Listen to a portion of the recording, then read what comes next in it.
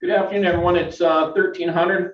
I'm going to give this just a couple minutes so we can see if we can get enough people to make a quorum of the meeting. So if you're with us, thank you. If you know a friend that's supposed to be here and isn't here right now, give them a holler so that way they can show up. Thanks.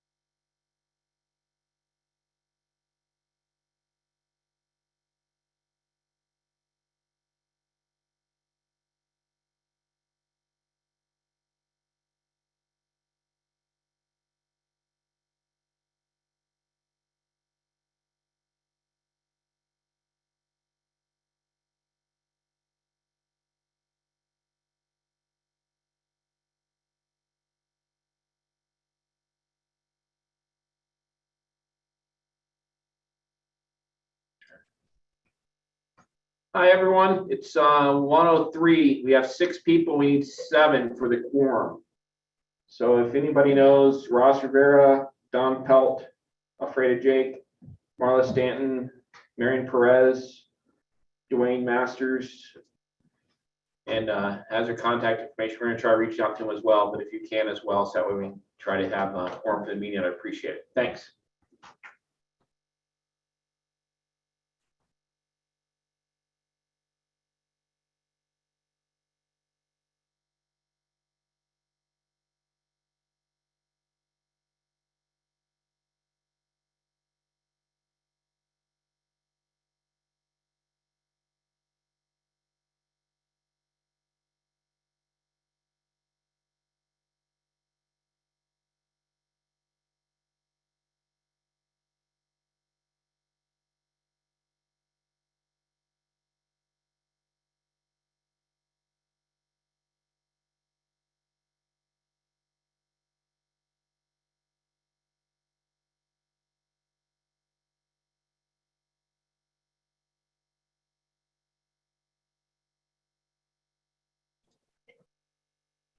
Okay, we're unmuted.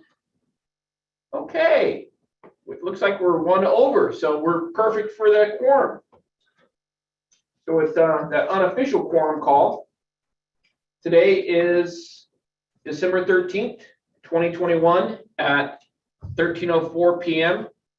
I'd like to call or order the Nevada Tribal Emergency Coordinating Council and ask our admin assistant to call the roll. Harriet Parker, Present. Marion Perez, Alfreda Jake, Ross Rivera, Here. Jackie Conway,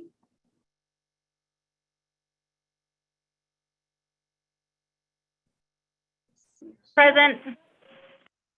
Dwayne Masters, Don Pelt, David Honka, Here. Tanya Reynolds, Sukai. I'm sorry, here. Okay. Tanya Reynolds.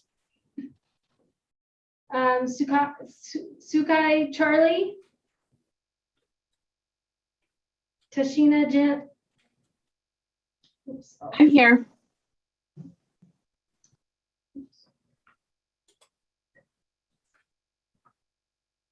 and Kenneth Quire. Here. We have four. Awesome, thank you, ma'am. Okay, I'd like to move to item number 2 on our agenda. This is public comment. No action may be taken upon a matter raised under this item on the agenda until the matter itself has been specifically included on the agenda as an item upon which action may be taken. Public comments may be limited to 3 minutes per person at the discretion of the co-chairs. Comments will not be restricted based upon viewpoint. If you're on the phone and like to do public comment because you're following along on YouTube, you have to hit *6 to unmute yourself. Is there any public comment? It's Dave Hunkup here. Can everyone hear me? Yes, sir. Go right ahead. I just wanted to make a quick comment before the meeting gets started. I'm not sure I'll be able to make the complete meeting as I got a meeting with the chairman at 2:30. But I just wanted to say to everyone, this will be my last NTEC meeting. I'm retiring end of the year, as probably most of you know. It's been a pleasure working with NTEC. I've been with NTEC since the beginning, since it started. As it started out as ITERC and just kind of moved onward up to the state with NTEC. I would like to thank everybody and just keep up the good work. It's been a pleasure working with you. That's all I have to say. Thank you and Merry Christmas and God bless. Thank you so much, sir. I've known you 20 years, I think, and you've always given more than what you've taken from society. You're a great person and you've done great, tremendous efforts for all of us. So I appreciate all you've done for us and for me personally as well. And whoever the chairman picks to replace you has got some pretty big shoes to fill behind you. Any additional public comment? Yes, this is Cliff Banuelos at Intertribal Council of Nevada. Before Ryan moved on, he and I were coordinating on some ITCN / NTEC type stuff.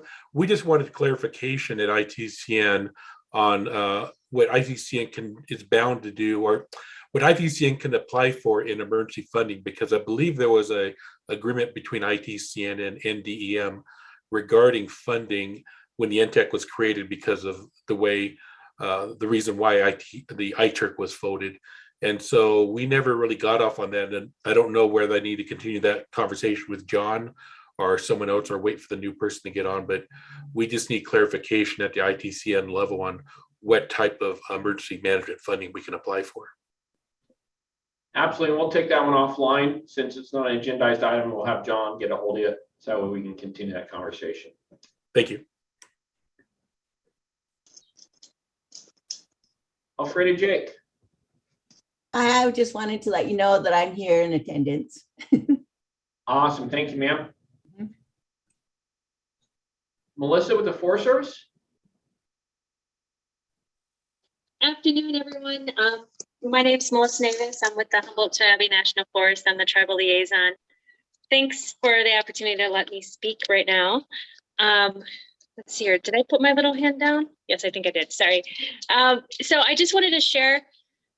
I'm getting more involved in fire-related activities for the Humboldt-Toyabe National Forest, and I'm also part of a READ cohort that's open to tribes and federal agencies. And every month we have a specific meeting topic. So this month we're going to kind of do a year-end review of the Dixie Fire and other fires within this region and lessons learned. But I also wanted to share that one of the topics that we are planning to have is the role of a tribal liaison in fire. So I just kind of wanted to put it out there, and I'll put my contact information in the chat box if anyone has questions or like to follow up with me at a later date. Thank you. Sure. Thank you, ma'am. Any additional public comment? Again, if you're following along on YouTube, it's *6 to unmute yourself.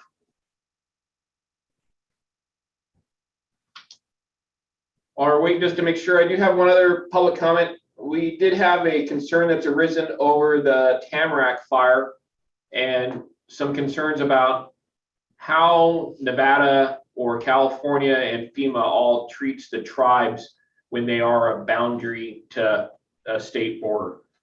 And I don't think this actually is a concern. I think this kind of came up because of some miscommunication from somebody. Just want everyone to remember that tribes can always go direct to FEMA as a first choice or as your primary choice, or you can go to either state. And that's what we're here for. And I know at the Tamarack incident, we had our tribal liaison at the time. Ryan was heavily involved with that, and FEMA's tribal liaison, Christopher, was heavily involved with that. So I just want to make sure that the tribes remember that either state is available for you or the federal government. We're all going to be here to help you. We don't want to draw any lines when there's, you're going through our borders. That doesn't really pertain. We'll help you either way. And we're going to talk again at the Nevada Indian Commission in a month to make sure that everyone's clear on that as well. And I apologize if somebody got ahead of themselves with some stuff there, but we'll take care of that. And we're always here to be your partners in crime of how to get things better for you. Ruby Dawn, I see your hand up for public comment. Yes, sir. To see a lot that are my friends. Aside from what I item number 4, I like national Title III program officials, which deals with a lot of EPRA related issues and has a lot of free webinars. There's a seminar coming up in April.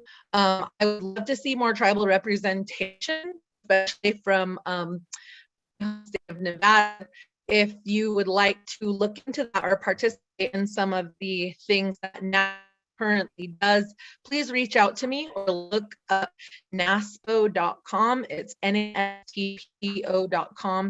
And it's, like I said, National Association for Stereotype Program Officials. And I am the tribal liaison for NASPO. So please, I would love to see more tribal participation.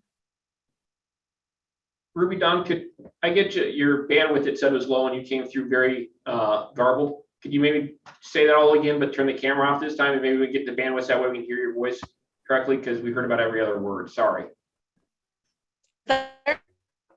No, that didn't help any. Dang it. Okay, let me check. Maybe I could circle back. Yeah, if you want to email that information to Shireen, and then we can get that out at a later date for you too.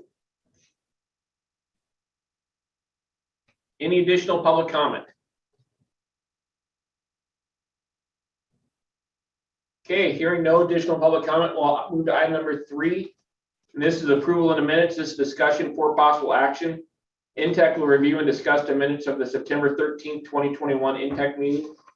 And INTEC will determine whether to approve the meeting minutes as provided or any changes. It should have been included in your packet. I'll be looking for any changes that we need to make on those minutes or a motion and a second to accept them.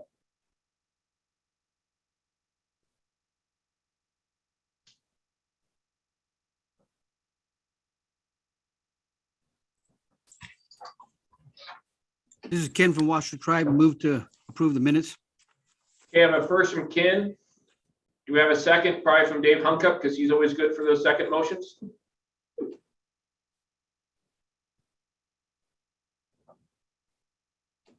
Yeah. Okay, and that was a second from David. Any discussion? All in favor, say aye. Aye. Aye. Aye. Any opposed, say nay. Okay, item number 3 is passed. Move to item number 4. This is grant funded training. It's discussion only from Ruby Dawn Manning. Ms. Manning will present training opportunities for local tribes to sign up for free grant funded training for Native American tribes. Ruby Dawn, are you there? Better now? Anything? Can you hear me? Yes. Okay. It will not go on video this time. That may have been earlier. See in your meeting materials, I for the Alabama Fire College. The training that the Alabama College provides is a grant-funded training. It is completely to all tribal nations. Classes that are listed on the floor are hazmat or however incident command system training.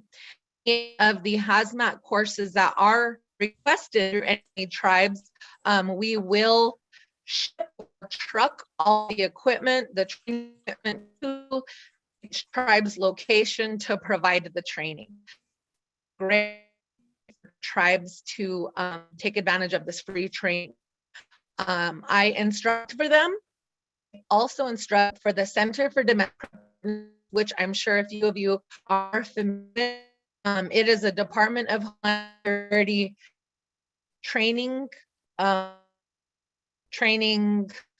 it's consortium. It is in Anniston, Alabama, and is also completely free to all tribal nations. The website that you sign up for classes is cdb.dhs.gov. They fund all transportation, including reimbursement for mileage and fees, and they pick students up in Atlanta to the Anniston, Alabama, and you are bused to, and the classes are generally long. There's a tribal training week. Registration is, if anyone wants information on that, there's a few people in this group that have attended tribal training. There's another training opportunity from care. I've heard of care. I'm also a state coordinator for Nevada. So if you don't have any tasks, reach out to me. I can provide some connections to provide further training for that are interested. Is there?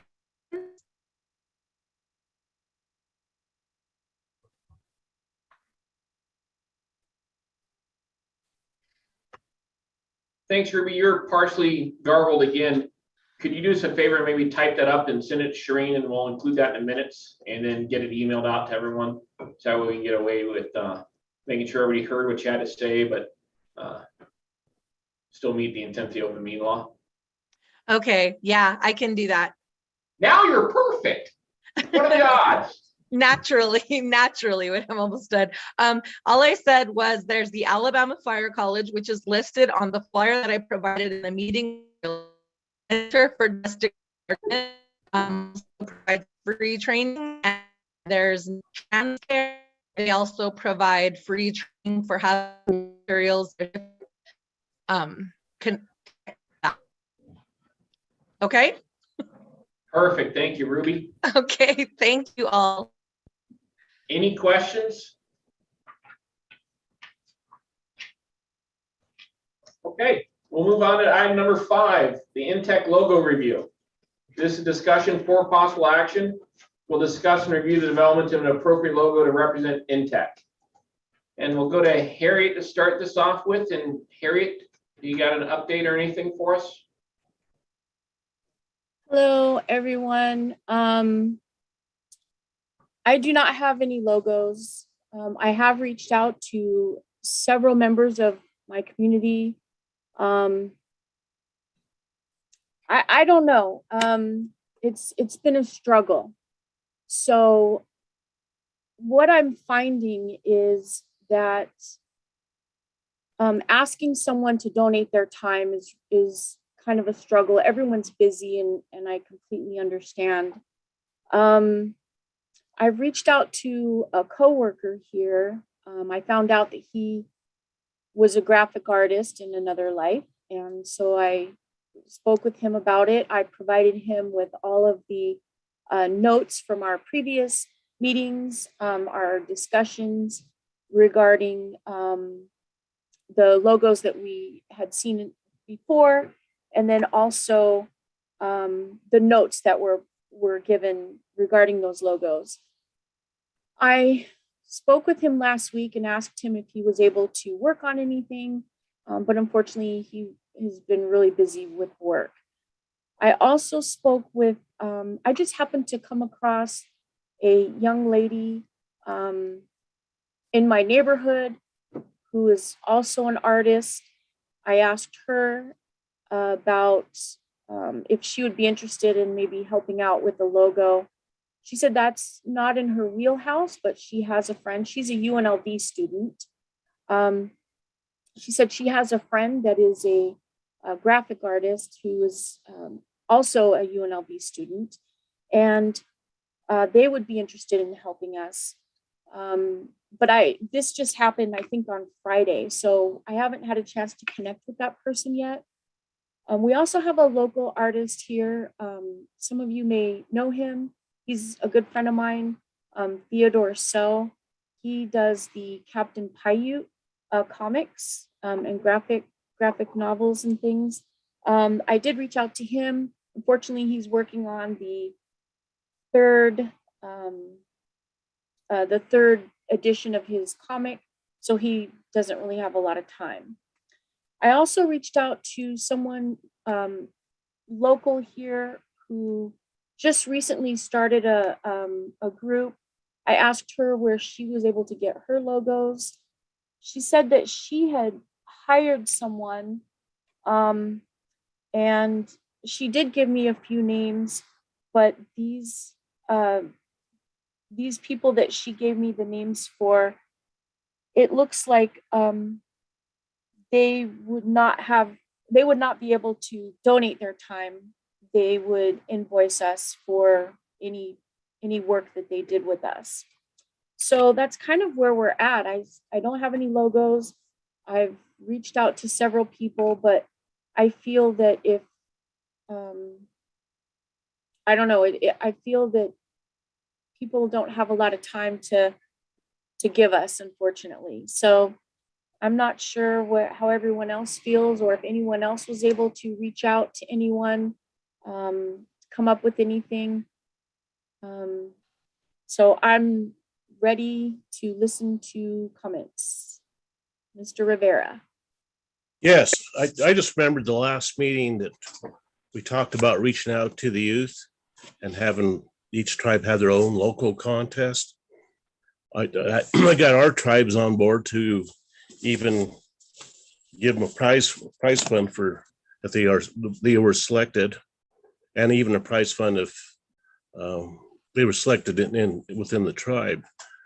But I haven't seen or anything come from NTEC or stating that we're looking for this logo and we want it to represent this, and that.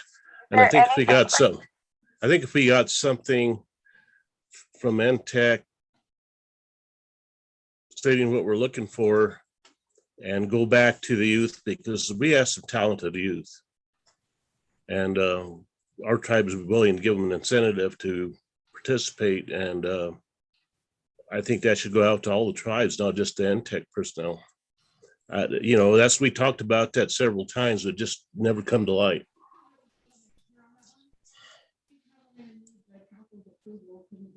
Oops.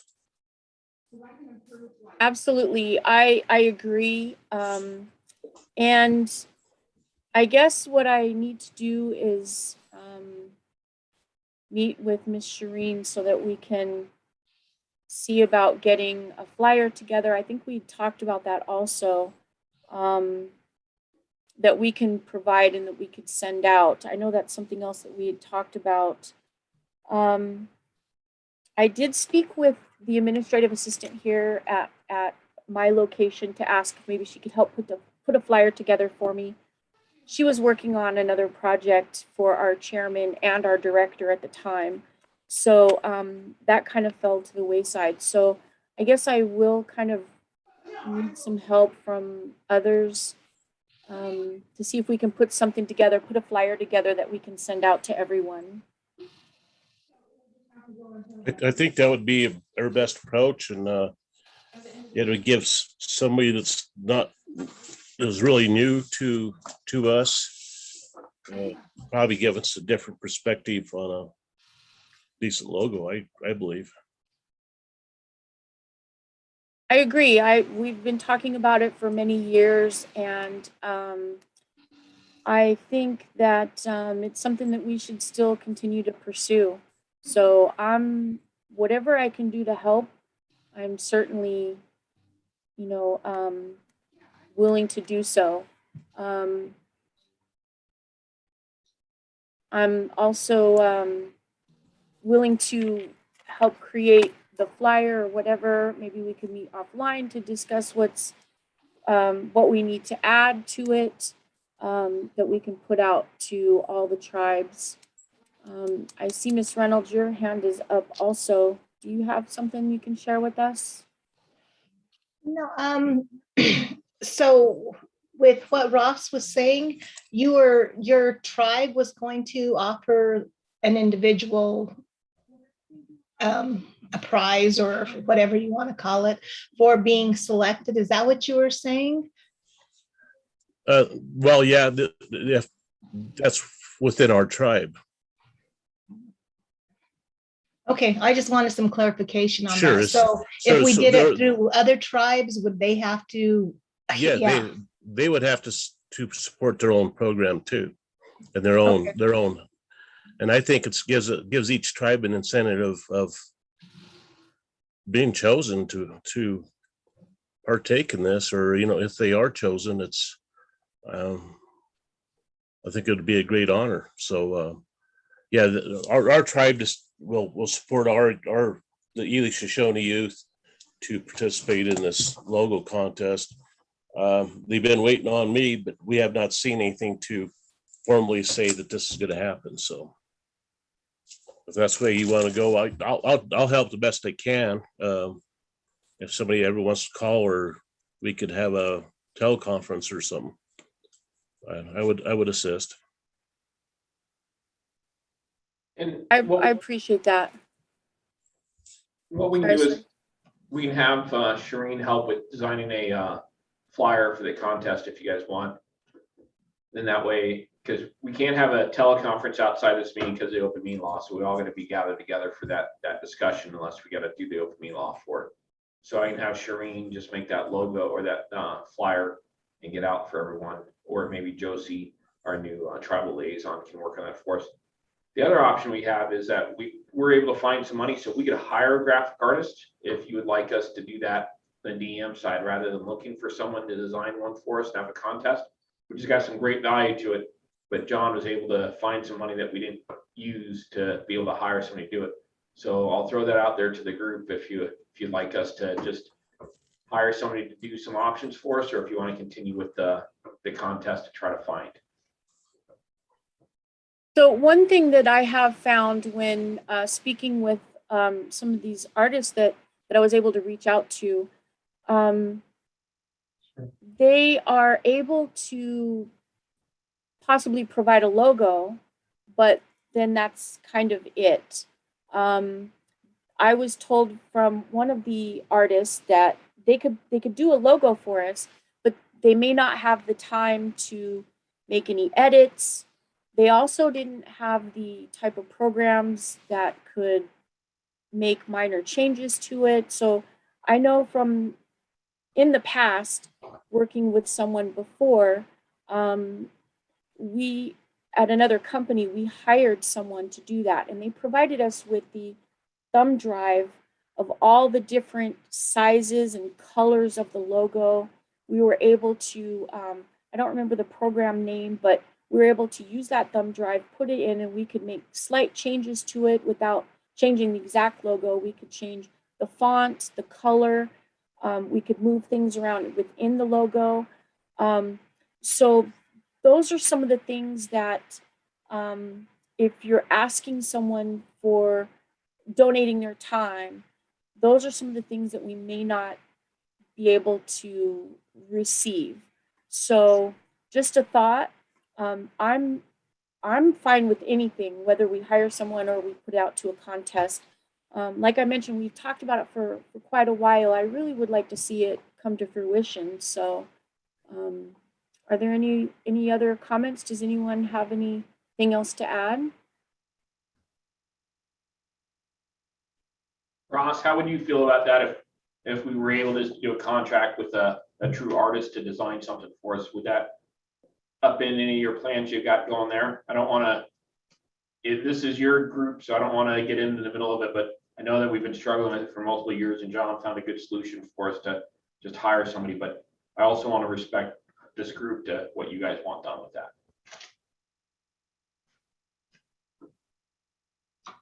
And Ross, you're on mute. It's Dave Hunk up here. I have a comment Please, sir. and possible suggestion. Is there any way we can utilize the old iTurk logo? Just change the wording in there and see what that looks like. Maybe we don't have to create a new one, just modify the old one, as well as get logo designs from other places, such as a contractor like was suggested, or other tribal people. But maybe we can just modify the old iTurk. Everybody's familiar with that, so they know. It wouldn't be iTurk, certainly it would be NTech, but just an idea. Thought I'd throw that out there. Okay. Well, anyways, I haven't been with you guys for not even a year yet, so I'm just trying to help out. So I think it's whatever the wishes of the whole committee. It's just not left up to me. But I was just going with what was talked in the past. Dave's idea is pretty good too. Maybe we could reshare that logo with everybody and possibly head that direction. I just think we need to get something moving. Well, how I about agree. if I can make a proposal and see if you guys are in agreement with it? How about we have John Backendall work with the contractor he's got and give him the old iTurk logo as kind of a start and see what they say and what they got. And John, you want to talk about the contractor you found? So this is John Backendall here at DEM. Ryan had reached out through one of the tribal coordination calls. There was a lady from UNLV on there. She's an employee there. Her name is Samantha Smith, and she's responsible for the Nevada Vaccine and Equity Collaboration Program out of UNLV. And through that effort, they had some younger tribal members in Southern Nevada that have put together 3 different tribal vaccine logos to help support the efforts to get more tribal members vaccinated. And she recommended us reaching out to one of their folks. The person who has completed the last 3 graphics was put in contact with me today. And so we just started the conversation directly with the artist today about potentially developing a few different logos, signing a contract with her, and then getting those logos to present to the committee. So I can, by all means, do what Dave said, send her the iTurk logo as a starting point, and then just give some emphasis on all hazard and public health preparedness in the tribal sector to make sure it has a tribal flair to it, and see what she comes back with. And then we can present it to the group, hopefully by the next quarterly meeting. And then we can see if we're going the right way or not.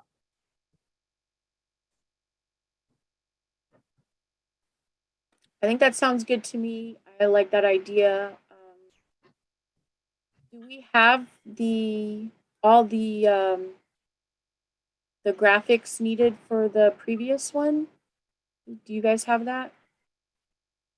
So this is John. I should be able to get it from Crystal. She worked there at one point. So if I can't get it, I will get it. So I'll let you guys know if there's any difficulty there in a high resolution graphic.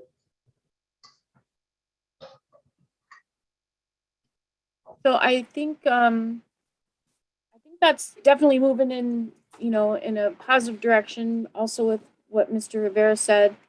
Does anyone else have any comments, or have they reached out to anyone in their tribes? I'm curious if anyone had any success with that.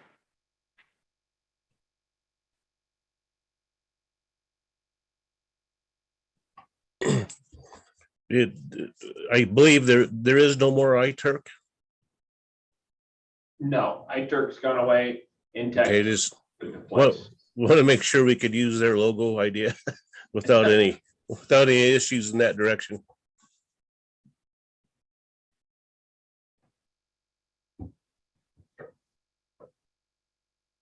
This is Dave Hunkup, just a brief comment on that. I don't believe that logo was copyrighted or anything, and iTurks has since been dissolved. I see no reason why we can't use that design. Obviously, we're going to modify it for NTech, but I think, as suggested, it'd be a good starting point. It may not be the one we go with, but at least we'll have something to look at that we had previous as far as the design goes. And, I'm still open for other recommendations, other designs. Obviously, I'll be gone next quarter. I'll be gone the end of this month, so I won't be able to see it, but hopefully something will happen here. It has been a long time. We need something. This is Daniel Thayer, former iTurk employee. I have no problem with that. Well, thank you, Daniel.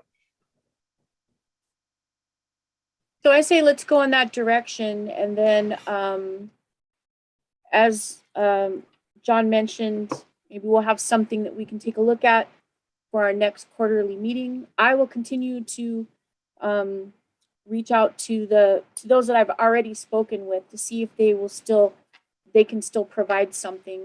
As of last week, as I mentioned, my coworker, he was working on something, but he was unable to get it to me before the meeting. So I'll still see what he has, and I'll submit whatever he turns in, and then maybe we'll have multiple things that we can look at, and then go from there if everyone is in agreement with that.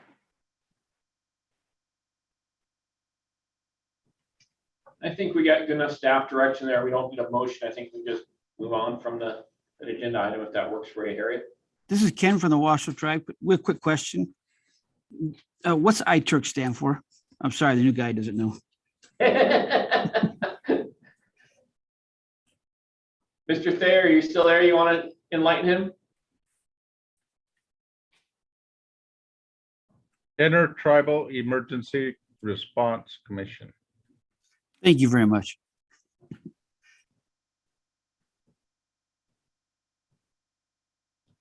Okay, we'll move on to item number 6 now. This is update from the Intertribal Council of Nevada, ITCN. We'll get an update on ITCN activities related to support of tribal emergency management and the health clinics. Yeah, first of all, I apologize. I forgot I was on the agenda. So during my public comment period, I could have talked about that here. Sorry about that. Also, I actually was texting ITCN Executive Director Quintana regarding this conversation on the logo. So I don't think we have any issue with it. The question is, usually when you're talking about a logo, you're branding yourself, and I don't know. I mean, my concern would be differentiating between the two different groups, but we don't have any issue with you guys using the logo. Just that's a comment from ITCN. We continue to work with Nevada Food Bank and Angelina Jones over there, and she hosts a bi-monthly meeting on our pandemic response activities in coordination with state and federal agencies. And Nevada Food Bank, they took over the hosting after Serena Nichols left Nevada Indian Commission. I missed the last meeting, but they seem to be running really well. We coordinate with Nevada Rural Health and other people, and it's a good way for us all to meet and kind of talk about things. And there's concern with the winter months and the need, and also surges anticipated due to the new variant, and also people getting together for the holidays. So we're kind of monitoring that, and we meet, and just want to let everybody know that doesn't participate in those meetings, that we do still talk openly about providing services between the different agencies, state, federal, and nonprofit. ITCN applied for the NTIA broadband grant, and we're still waiting for an answer on our application. This grant will provide broadband internet coverage for our sub-grantee tribes. There's 11 of them in our application. We were told recently, very recently, that the review may go into spring of 2022. Our hands are tied on that. We're just waiting for something. I know that some grantees were awarded, but there were small awards that they released. I'm kind of monitoring that along with Executive Director Quintana. So she's the lead on this project, and we do communicate with Crystal Harjo from Fema and other people regarding this application. And some other tribes went in individually for this grant, but it's providing vital services. And I do think talking off the phone, quote unquote, with some of the people. There's a concern that some tribes that needed it the most didn't apply. And I think they're discussing that because we don't want to get out of this pandemic with all these resources to find out a lot of our more rural tribes still don't have broadband service. That would just be horrible. So we want to make sure that we take care of that. Another item I was working with Ryan and also Chris Pullman from Fema on is using ITCN headquarters in Reno to host trainings. So that invitation's still open. We are starting to host more meetings at our site in Reno, and it's kind of a perfect size for trainings. And I know that I expressed my concern with Ryan about a lot of new staff, and we're kind of assuming that they have ICS training, and I'm finding out they don't understand the basics of ICS, especially 700 and 800. And a lot of our leadership needs to understand that because we have some wildfires that are going to be happening soon, just around the corner. And it's important that they do understand this process. So, and Reno's a good location. That's kind of why we wanted to be downtown for our ITCN headquarters, because the casino hotels are there, and people more likely go to those areas, or Las Vegas. So it gives them an option, and it's easy for them to go to Reno rather than, I hate to say it, but Carson, even though it's just right around the corner, they'll want to stay in Reno. And that's basically it. We're just doing food bank stuff, coordinating with them. And I did have that, want to follow up with you guys again with us applying for emergency management grants. And I read the bill for the state on the creation of the NTEC, and I didn't see anything there restricted, but my memory is there was kind of a gentleman's agreement, and I believe our resolution kind of alludes to it, but I just want to make sure we're not stepping on any toes with NTEC, a duplication of effort or anything like that. So end of my report. Outstanding, thank you, sir. And it looks like Alfredo's got a question. Yeah, I had a question for Cliff. When you guys were arranging for the ICS training, I was wondering if maybe Elko can host it up here, because I know all of our new council members have never been involved with ICS, and maybe there's some other tribes near here that might want to come in and arrange something for ICS training. Or would I go through you, DEM, for that? Then you would go through NDEM. I do recommend that you do have it like at the diabetes center or the gym or something. Your little conference room's too small. Okay. Any other questions for Cliff? You mind if I do? Go right ahead, Joe. So this is John here at DEM. Cliff, if I could get the information on your training center, because I don't have that. And I can make sure Lori DeGrustina, our training officer, has that. We can help facilitate that as one of our training grounds in Northern Nevada. And especially since you're looking for ICS, and if it's for the political figures, elected and appointed officials, there's a very specific class and series for them so that we can accommodate what the actual need is versus bringing some high-level tactical training that might not be the choice. Same for you, Alfreda, whatever you guys want, just submit the request. The 16th, which is coming up this week in the afternoon, is our integrated preparedness planning workshop, which is where all parties, tribal, city, and county, and private sector partners should be online or in person explaining what training they're having and what they need so that we can help augment whatever resource capabilities you don't have. The state can help meet your needs to help get you instructors or a class or a facility. So I encourage you all to participate in that as well. It's gone out on our listserv a number of times. So if it's something you just auto delete DEM emails because you get so many, again, reach out to me. I'll make sure that you get the IPPW announcement. And again, it's this Thursday in the afternoon. Thank you, John. Yeah, I'll send you an email with our information. And we're all set up. We have a giant screen. We're all set up for virtual, ready to go. So yeah, I'll follow up with you right after this meeting on that so we can coordinate better. Thank you, sir. Any other questions for ITCN for Cliff? Okay, thank you, sir. We'll move on to item number 7. This is an update on tribal health preparedness efforts. Discussion only with Dr. Southard, who will update us on the Division of Public Behavioral Health tribal health preparedness efforts surrounding COVID response and recovery and other associated items. Thank you, Dave. Hi, everybody. So just really quick update from State Public Health Preparedness Program. We've been continuing to attend those rural county meetings with the state immunization program and each of the rural counties.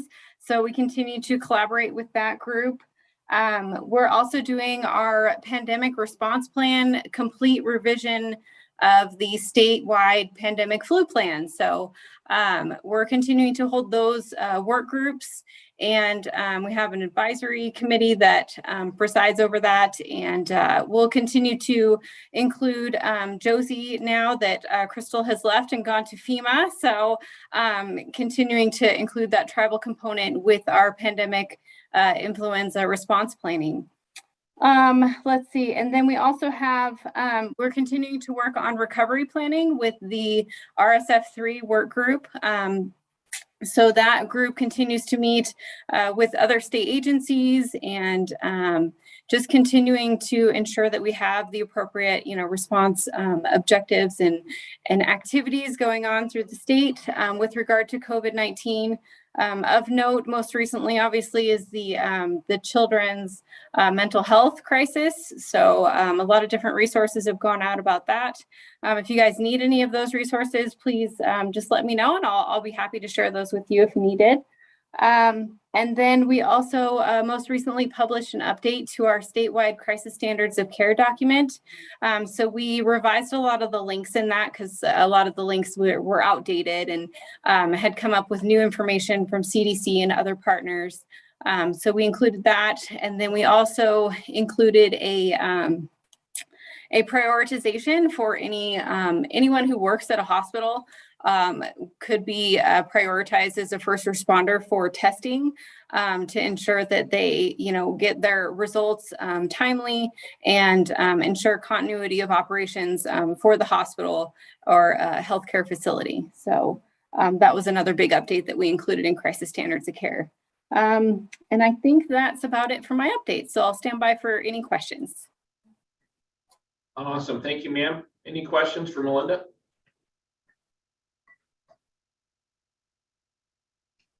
Wow, I got off the hook easy, Melinda. We'll move to item number 8, Nevada Public Bodies Update. This is discussion only. Tribal representatives appointed to the following Nevada public bodies may provide an update on their role with each public body, as well as initiatives and projects that impact Nevada's tribes.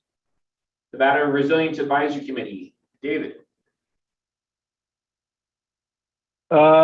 Yeah, I don't really have a whole lot to report on that. The only thing I can find is we did meet October 26th. Was that our last meeting? I don't believe we had a November meeting, did we? No, that was our last meeting because we've gone once a quarter for those meetings as well. Oh, okay. Just some items of importance that was on that agenda. There was a discussion on the integration of access and functional needs within emergency management. That was a discussion only provided by Jeannie Freeman and Andrea Esp. A lot of good information there. There was a discussion on the Caldor fire and using the interstate mutual aid system. That was provided by Mr. John Backendall. And then there was some discussion on the emergency management performance grant. Discussion only. Kelly Anderson provided that to the committee. And let's see here. There was a federal fiscal year 2017-2020 Homeland Security Grant Program project and financial update. Once again, it was provided by Kelly. There was some discussion on COVID recovery projects, discussion Susan Coyote with NDEM. And then there was a discussion on the Nevada's Enhanced Hazard Mitigation Plan update. Discussion only. Janelle Woodward provided that to the committee. And then there was a threat and hazard identification and risk assessment, FIRA, and integrated response planning workshop that was scheduled by Mr. John Backendall. And he did send out information to everybody on those planning workshops. Unfortunately, I wasn't able to attend. I had something else going on at that time, but it was sent out to everyone in the tribe. Then again, there was some discussion on the emergency management performance grant priorities. just discussion only. And that was pretty much about it. Any questions on anything?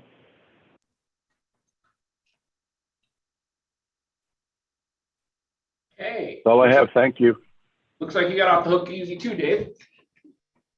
Okay, Yeah, thanks. we'll go to B, Nevada Commission on Homeland Security. Lisa Christensen, are you on? I don't see you on.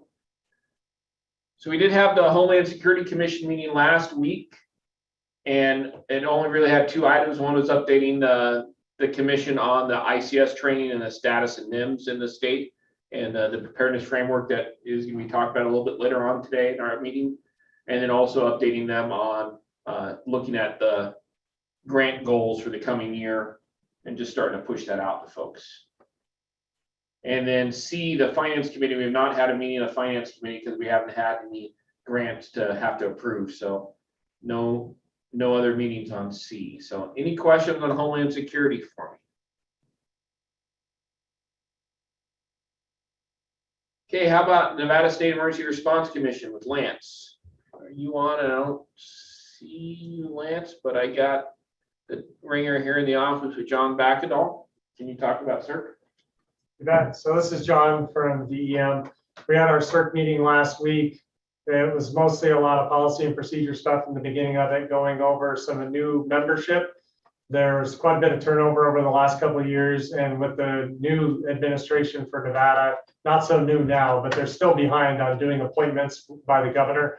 So there's several people that are in background as well as just pending paperwork review for appointment to get onto the commission due to retirement, not any other reason. So as we continue to fit those positions, they're also looking at the subcommittees to make sure there's an adequate representation across the state under those subcommittees. So there was a few new appointments from county membership. In other words, you don't have to be a CERT commissioner to be on one of the committees. So we do have a whole bunch of people from the private sector as well as from county and city governments that are on those different committees as well. So any tribal members that would want to have interest in attending those committees, it's a more than open opportunity for you to take advantage of that. It's different things from training, funding, policy, list goes on and on. There's probably about 10 different committees, including the radiological committee that I chair. So there's lots of opportunity there. Went through the different updates by the state agencies that are involved, like NDOT, DEM, the Radiation Control Program.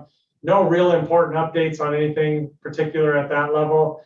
The federal updates did a really good job this time. All of them were online from Homeland Security, FEMA, and I forgot the third one, but US EPA. They all presented on their current habits of what's going on, as well as their upcoming training and exercise opportunities for people to be engaged in. So I'll take any questions anybody has.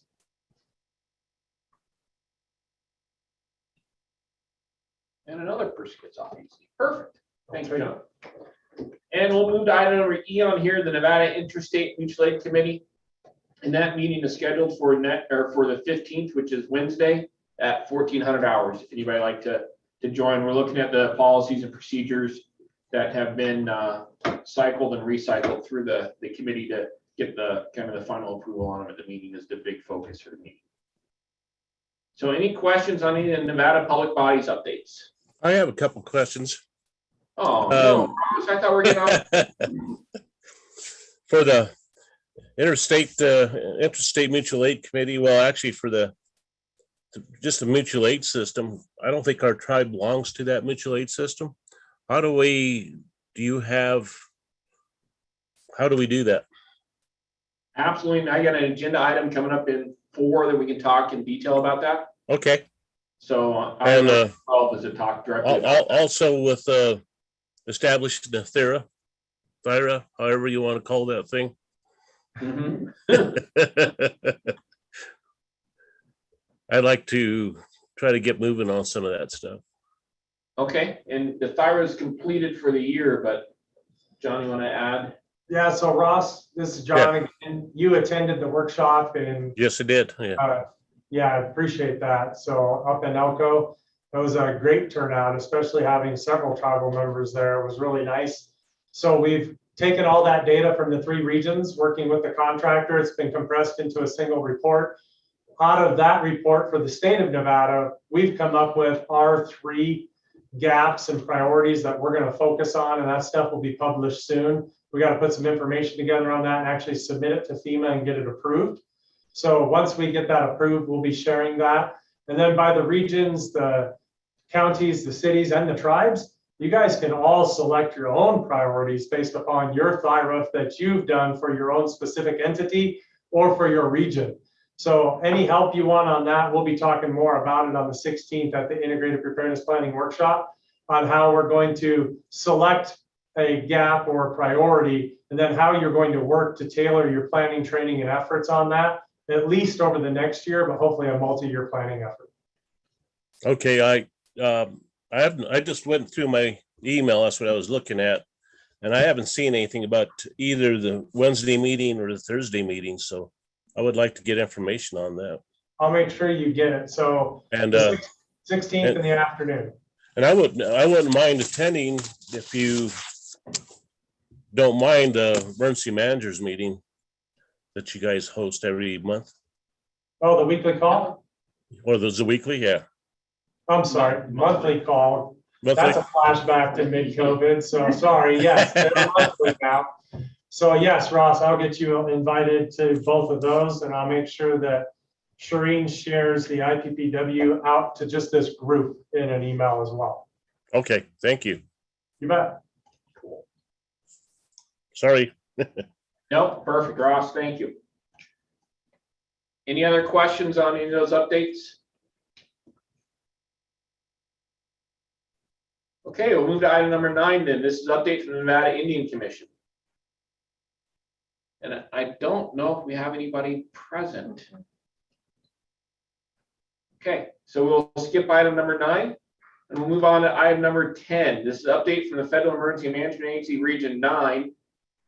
And saw a nice blast in the past here. Crystal Harjo. Ms. Harjo will provide Intech and an update on Region 9 activities at a regional and Nevada specific level. Welcome to your new role and the ability to talk as a federal employee now. Thank you. Okay, so just a couple of things real fast. One, I just want to touch base on what Ruby Dawn was saying earlier in her discussion item regarding the Tribal Training Week from CDP in Anniston, Alabama. So that training week's going to be, I believe, mid-March 2022. There are several items that are going to be during that course. Some of them are healthcare related, some of them are law enforcement heavy, and others are hazmat and emergency management. So if any of the tribes are interested, please feel free to reach out to me and I will send you the flyer. I believe it has gone out several times. There is a specific code for each course if you want to register. They're also having a virtual training month through CDP for tribes. Again, the topics vary. Those go from mid-March to April. So take a look at those. Those courses are really good. Some of the older ITERC members remember that Tribal Training Week was actually initiated by the old ITERC staff in coordination with the Center of Domestic Preparedness. So that originated out of Nevada, which was pretty awesome. They actually made it, a whole Tribal Training Week for tribal partners around the nation to get together and go through these trainings. So if you want more information, just let me know. There's 3 things out of Region 9 that are being shopped around for pilot projects. One of them is a tribal specific G205 course. That is G205 is the recovery from disaster, the local community role. Nevada hosted that back in November, and it was actually a pretty good, training. But what Region 9 and the Emergency Management Institute in Maryland want to do is they want to pilot this with one of Region 9 states, so California, Arizona, or Nevada. They're looking more specifically at Nevada to pilot this with our tribes, because there is a venue coming up February 2022, which is the Preparedness Summit in Las Vegas, Nevada. I'm working with their planning group to determine whether or not they'll be able to host this venue specifically for our tribes here in Nevada, to see how it goes, and to move on from there. If Nevada is not able to host, they have a couple of other tribes they're looking at in California. So if you want more information on that, please let me know as well. Another pilot project is Region 9, working with Janelle Woodard at DEM's Mitigation, is there's talks of a pilot project for drought mitigation. So obviously, all of our tribes have been impacted by drought in one shape or form. So if any tribes are interested in speaking about potentially having this come out to their tribes, please let myself or Janelle Woodard know. She has more information on that, and I can certainly get with her and we could push that out if anyone's interested. Some of this information was provided to the chairman at the last ITCM board meeting. So our tribal leadership is aware, as well as presenting it to the group today. The last pilot project we're looking at is a recovery needs assessment. So I spoke to one of the recovery managers at Region 9 earlier today. They want to make a tribal specific COVID-19 recovery needs assessment survey. They want input on any type of wording that the tribes, it would be tribal specific, and it would be in respect to the tribes. If you guys want to take a look at it, I have it. I could give it to Shireen to pass out to the group for information. Just to have our tribes here in Nevada provide input on that survey, so everyone knows what we're talking about in terms of what they're looking at. So this falls in line with the COVID-19 recovery support functions, and this is what the region's looking at. Is they want to see what kind of information and what kind out of this, what services can be provided by the RSFs and Region 9's recovery. One last thing, on Friday at 11, there's a Region 9 tribal partners meeting. Our tribal liaisons in the region, so myself, Pamela Joe, and Chris Pullman are all taking turns moderating. So for December, I get to do this meeting. The topic is going to be the IRC, which is the Interagency Recovery Coordination from Region 9. We're going to have several of our partners on there, and they're going to be discussing some pretty interesting information. One of them, which may be of interest to this group, is talking about food deserts and stability and things of that nature. So if you guys did not get the calendar invite or you didn't get the agenda, please let me know and participate for that. That meeting is held every third Friday of the month. So it's a standing meeting. Other than that, just been working COVID. So with my position, I am the Nevada Tribal Liaison. However, it's more in depth for that. I'm part of their integration team. So COVID or all hazards related, if anything happens with our tribes here in Nevada, or if any emergency or disasters happen in Nevada, I'm going to be the point of contact. I'm integrated with the team there in Carson for any specific needs. So like John had mentioned, IPPW, if anyone needs any technical assistance, or if you need a little bit of guidance or a point of contact for some of these programs within Region 9 or at Fema, please let me know, because I will be kind of the go-between until you guys make contact. Pending any question, that's about it. Thanks, Crystal. Hey, Probably the best- Crystal, Crystal, Dave Hunk up here, Reno Sparks. Just a question, comment.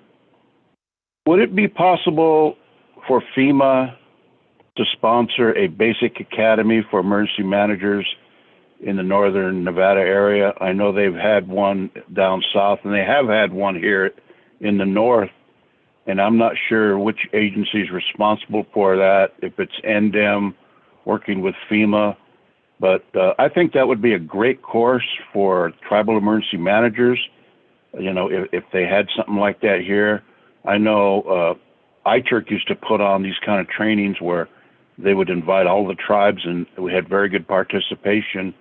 But I think this would be something, just a thought. I don't know if it's possible. Maybe they have something planned already for our area up here in the north, but I think that would be a great opportunity for tribal emergency managers to go through this training and receive a lot of valuable training on emergency management, entry-level basic training that all emergency managers should know. Thank you. Mike Cohn. Hey, Crystal, can I take that one? Go for it. So this is John at DEM. So Lori's currently working on this right now. The plan is to have it in April, May, and June. So to be done hopefully before the fire season. It's being coordinated currently with the Fandango Hotel and Casino here in Carson City for a training center. They support us very well. They offer up the coffee and water and stuff during the classroom. And they have a very large classroom so we can accommodate the breakouts. The prerequisites are mandatory and not waivable. So there is about 7 classes that have to be taken, but it sets you up for success into this series of 3 weeks, 3 5-day classes. We do have funding to help support this if you don't have the ability to attend the training as well. So we just need to work through both Josie and whoever our new hire is going to be from the NTEC side, as well as Lori and Darlene from the DEM training side, so we can help accommodate you. But you were reading our mind, Dave. That's exactly what we have planned. We have a lot of new emergency managers in Northern Nevada, not just tribal, but pretty much all of Northern Nevada. So we're looking to help get people engaged and get trained up so they can understand what's going on. Thank you, John. This is Crystal. Also, just to mention along the lines of Basic Academy, I was on a call with our Region 9 partners, and they were talking about one of the tribes in Southern Arizona hosting a Basic Academy. So in the event you can't make the one at DEM, I'm not sure if this one is scheduled for early 2022. Or after the dates John gave you, I'll get that information and send it out.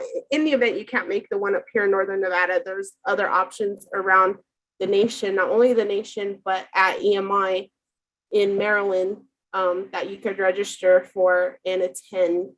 Attending at EMI, there are a couple of costs. Some of them are reimbursable. So unlike CDP, which pays everything up front, there are some costs associated with attending courses at EMI. This is John. Ignore everything Crystal just said and apply for the Nevada Basic Academy. We want to make sure we get enough students to attend. I'm just teasing you, Crystal. But it's an opportunity for you also to network with your local emergency managers, understand what's going on in Nevada. We teach all of the FEMA material. They're Nevada instructors, and they're also going to Nevadanize it a little bit to help you answer your specific questions about how to do things in Nevada versus FEMA understands what FEMA can do, which may be appropriate for some tribes that go direct, but it's an opportunity for you to network. But there's always those options Crystal gave you, especially if you miss a week with us or you miss a week somewhere else. Hopefully you can drop into another academy and make that up and graduate on time. Mariam Perez and Cassandra Darrow are our first and only 2 tribal members to graduate from the Basic Academy here in Nevada.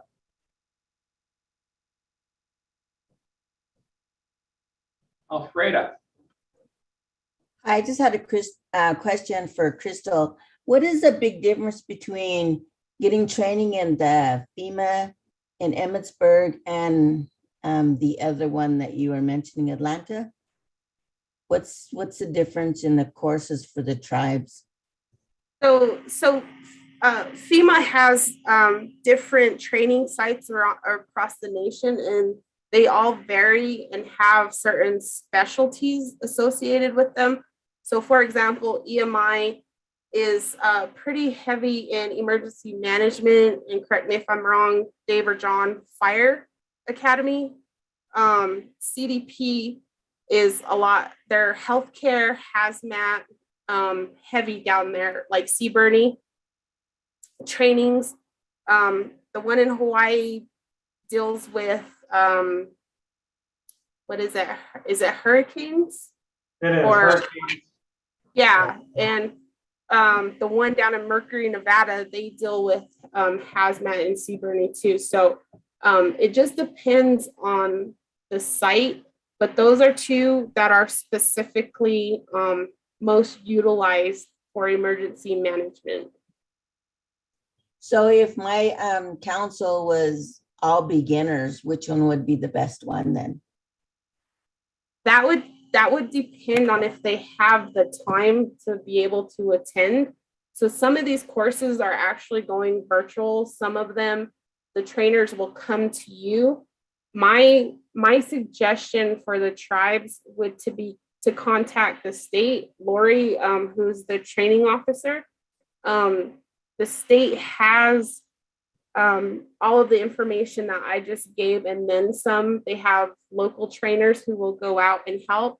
One good thing about the state's training program is they do have a condensed course of basic ICS, so like the 100 and 200, which would be very beneficial for some of our, tribal council, tribal leadership who don't have the time to sit through, whether it's in person or online. Obviously, everyone needs a certificate. You have to go online to take the test, but they do have the trainers who can come out and go through the motions with you in a condensed manner. So instead of, say, 2 or 3 days of training, they can break it down to maybe 4 to 8 hours worth of training. So that would be the one that would be most beneficial for our leadership. It's just because even now in the midst of COVID and everything else that comes with it, a lot of us don't have the time to sit down and do some of these trainings. So to get them out there and sit down with them so that they at least understand the concept and they're able to pass the test and get their certificate in order to, progress to ICS 300, 400, which are pretty much the basic requirements for any additional trainings, that would be most beneficial for them. Okay, thank you. Any other questions for Crystal? I do want to clarify one thing, and it kind of goes back to the public comment I made at the start. She is Nevada's tribal liaison. That means that she reports back to Nevada Division of Emergency Management and all the tribes that are housed in Nevada. If your tribe does straddle a state line between us and one of our partners, she's still the person that we're going to go to. And so is Nevada Division of Emergency Management. So don't get that Nevada fit for tribal liaison means that she can only do from the Nevada state line over. That'd be for your entire tribe, regardless of what side of the state line it's on. We'll make it work out because we're here to help. So don't stress about that part, please. Right. And Nevada actually has 6 tribes that straddle state boundaries and even different FEMA regions. So in the event, say something happened in Goshu, we're going to have to reach out not only to Utah.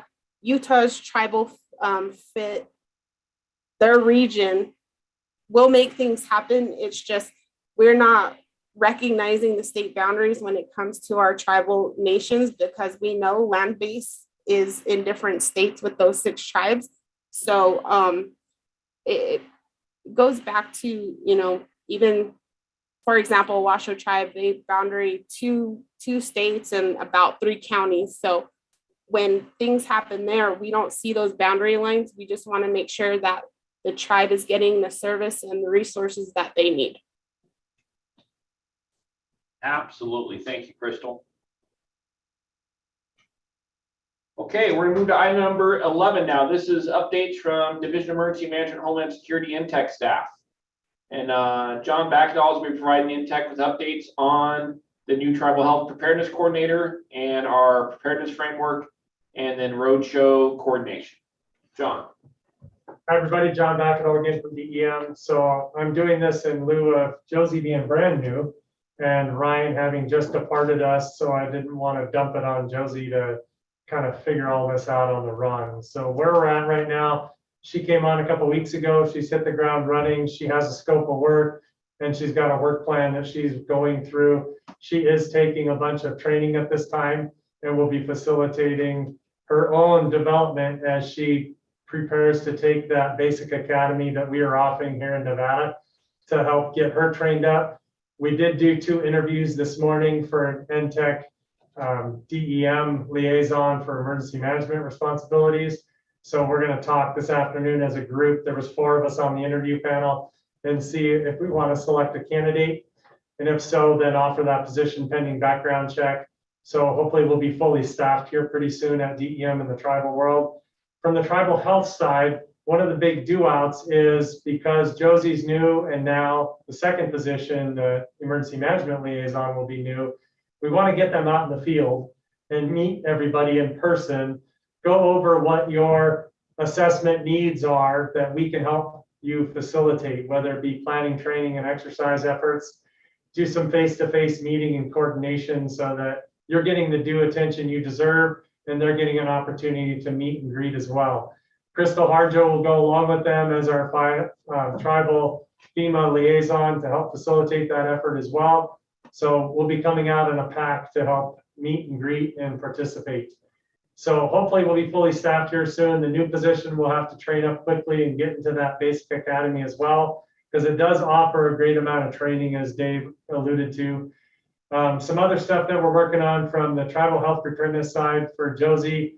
We want to make sure every tribe has the plans they need to continue to facilitate their FEMA reimbursement. So if you do not have an updated pandemic plan, we want to work with you and make sure you have that in place. Any other efforts you took under the wings during COVID, we want to make sure you have plans in place for that. Again, FEMA is pretty flexible in the fact if you have plans in place and you're following your plans, you're better off than if you don't have a plan. They're going to ask you, why are you doing something without a plan? Therefore, it's not reimbursable. So we want to make sure there's also participation from the tribes in the IPPW on this coming Thursday in the afternoon. Again, it's scheduled from 1 to 4. I doubt it will take that long, but it's your opportunity to speak up, as several of you did, as to what your needs are, what your training and exercise plans are, and also what plans you have, what you don't have, and when's the last time they were looked at, reviewed, and possibly rewritten, so that you are compliant with all the FEMA money plans as we move forward. So look for our new people to be out in the field meeting with you, get an idea of what your planning and training and exercise efforts are. We have a printed book to give each one of you. We wanted to deliver it in person when we come out.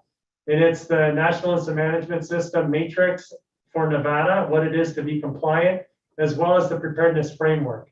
It spells out everything you need to do in your planning, training, and exercise, as well as your PI, I was going to say PIW, Public Information and Warning Information System, so that you're compliant with what NIMS is, not only in Nevada, but nationally. Every time you fill out a Homeland Security or an emergency management application, it asks you, are your NIMS compliant?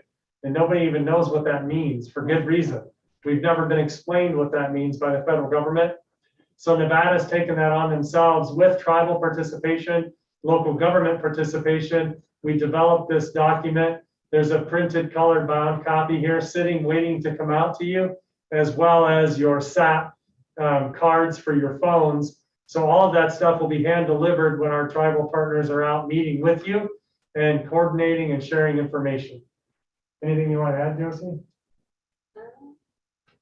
Thank you, John, for the introduction. I'm excited and looking forward to meeting everybody, and obviously nice to meet everybody virtually. That's it. Thank you. Thank you. Any comments, questions?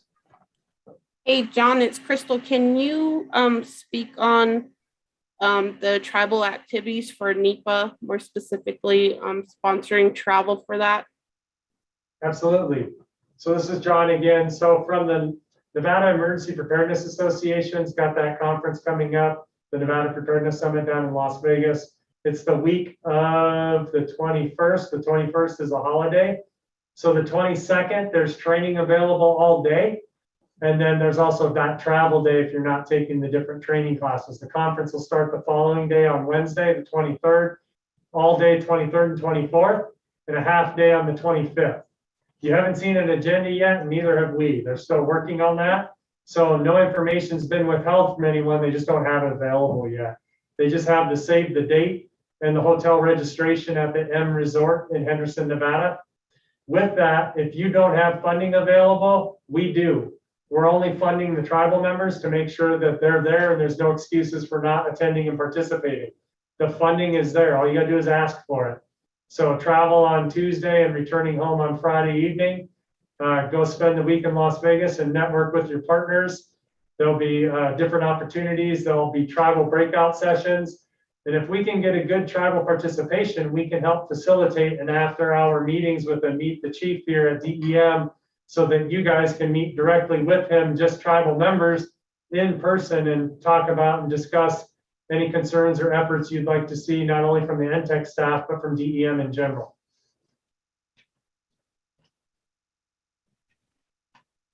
Yeah, it's Crystal. I just want to add one thing to that. The travel must be submitted to Darlene prior to anything, just so, because she's got a list right now. She's got about 4 or 5 individuals, tribal individuals signed up for that. But in order for the reimbursement to go through, you have to submit the travel paperwork to her. So if you don't have that, reach out to John or Darlene to get that information.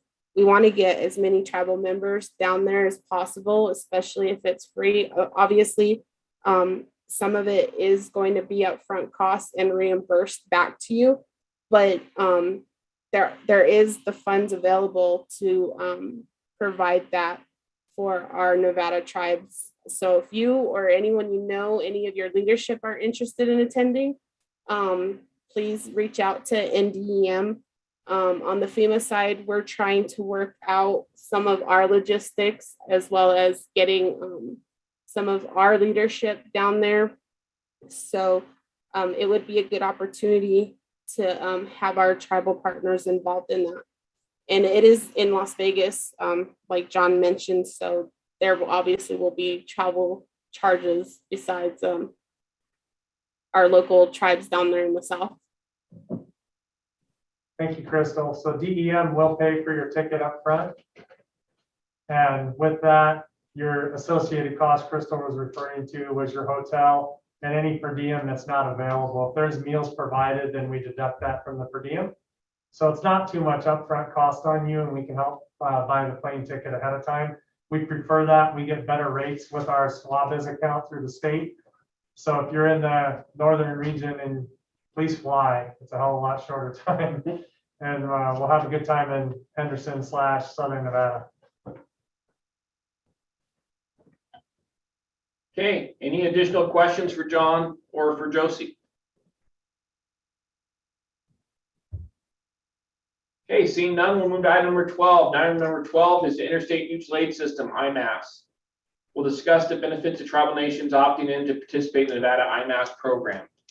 And as Ross asked earlier, we do have the interstate mutual aid system. And every local government and state government entity is a member of it and has to opt out of being a member of it. And we have no local governments opting out of it. However, tribes were allowed the opportunity to opt into it rather than being mandatorily included into it. And so all we need for you to be a member of the interstate mutual aid system is for your tribe to do a resolution to join, and we can help you with what the other tribes that have joined have done in their resolutions. That way it meets what we need for the legal standing of it. The benefit of this is when we had the mobile vaccine units, Pyramid Lake actually provided us with an ambulance, and we were able to use them through the mutual aid system and then reimburse their costs just like they'd gone to a wildland fire.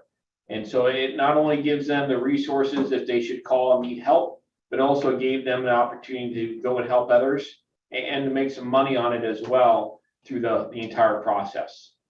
So it works out pretty well, provides the liability protection that we're all looking for, provides the funding mechanisms for if it does become an assistance by hire into the mutual aid process. It covers all the workers' comp rules and all those oddities that we're always worried about when we have to ask for somebody else to come help us and whether or not we have those agreements in place.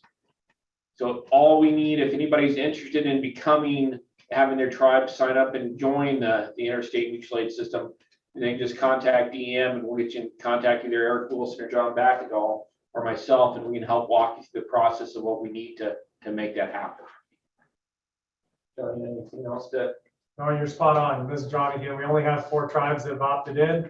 So out of the 27, that's not a very good ratio. So any questions you have on it, well, again, it's something we can talk about in person. You can hit me up one-on-one. We can talk over the phone, get you the information you need to help facilitate the effort. There's no cost, there's no impact to you. It just speeds up the time and resources and your time of need or one of your friends and family's time of need.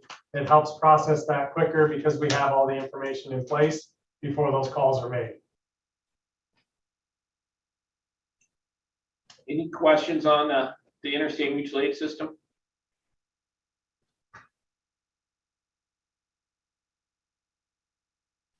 Okay, we'll move to item number 13.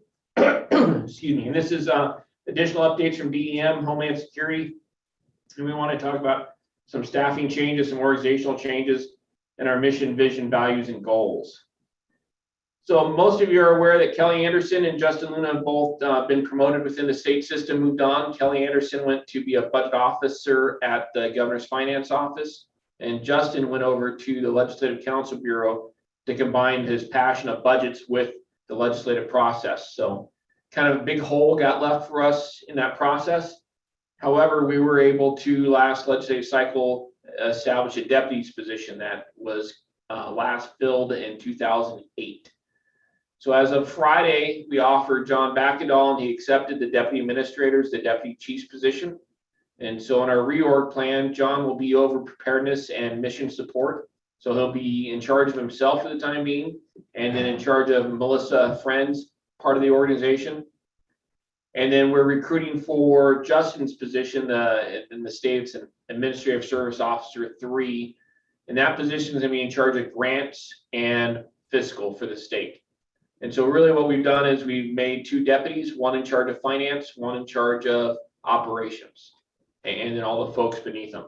So it was nice to be able to add a position into that and kind of clean up some longstanding problems that we've identified through the years, but hadn't had the chance to fix. The departure of both Justin and Kelly at the same time allowed us to kind of take some drastic measures that probably wouldn't have done had they both, one or both of them would have remained. But with them both departing, it was a nice chance to do that reorg there. And so that is on our staffing changes and organization changes. And our mission, vision, and values, we have retained the vision, the mission from what was previously in our strategic plan. In 2022, we have to rewrite our strategic plan to be compliant with our FEMA and our EMAP requirements. And so we just tweaked a couple of words to, especially in our mission, we tweaked the words to do what FEMA now says is the role of emergency management, that we coordinate prevention, protection, mitigation, response, and recovery programs. So it included that prevention piece that didn't used to be in the old one. And in our values, we've accepted our stewardship, integrity, innovation, collaboration, and teamwork.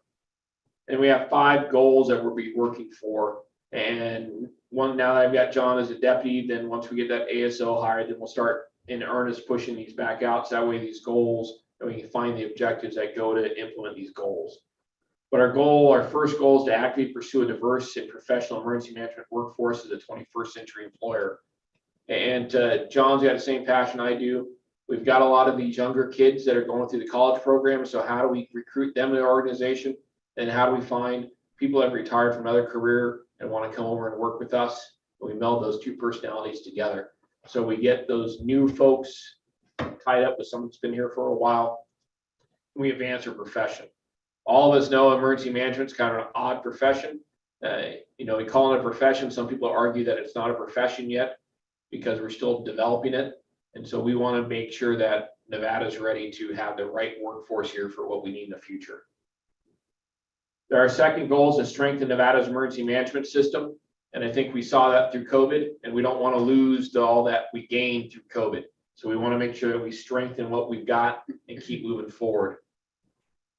We want to be an essential partner in the coordination of emergency disaster resources for the whole community. Because remember, every disaster is locally executed, state guided, and federally supported. So you guys are the strong part of the organization that's actually doing the work. We come in as the good idea fairies and talk about some things you might want to do. And then Crystal shows up with a bag full of money to help us out.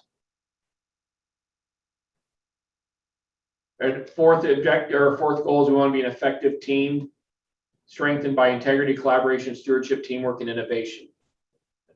One of the issues that everyone has noticed at DEM, and one of the things I was asked to kind of work to resolve, is we've seen silos exist within the organization where different parts of the organization would give you different answers, and different parts of the organization might not cooperate fully with each other. So to me, having an efficient team that's strengthened by all of our values is pretty important. So that way we get past some of those items and build the DEM that supports what you need at the tribal and at the local level. So that way you're better prepared and you are on point for it. And then our last one is we want to be a statewide leader in sustaining and building emergency and disaster response capacity. We all saw during COVID, we didn't have many supplies. We didn't have much ready to go. We want to change that. We want to be able to build that response capacity, whether it's the mutual aid system, whether it's through buying a warehouse and making sure that we have PPE for the next pandemic, whether it's making sure we have sandbags for the next flood that we know is going to happen. How do we increase those abilities to do those activities is one of our goals. So I just want to make sure everybody's up to date on the comings and goings of everyone here at DEM and where we're headed in the future. I hope that these changes will be seen as positive, and we'll be moving forward to continue to become better tomorrow than we were today, and better today than we were yesterday. We want to do continuous improvement to make us a better place, and not for DEM to be the people to pound their chest, but for us to fade back in the backdrop, to let the locals and the tribes to know that you guys are the kings, and you guys are the people out there doing the work, and you guys are the ones taking care of the problems, and we're just here to support and make sure that we never lose that thought process that it's not about us, it's about you and how we can support you. So any questions on our changes within our organization or our goals or where we're headed? Yes, I got off easy. Okay, we're gonna go to 14, which is closing public comment. Discussion only. And I'll take any closing public comment. Anybody have anything to say for the betterment of the group?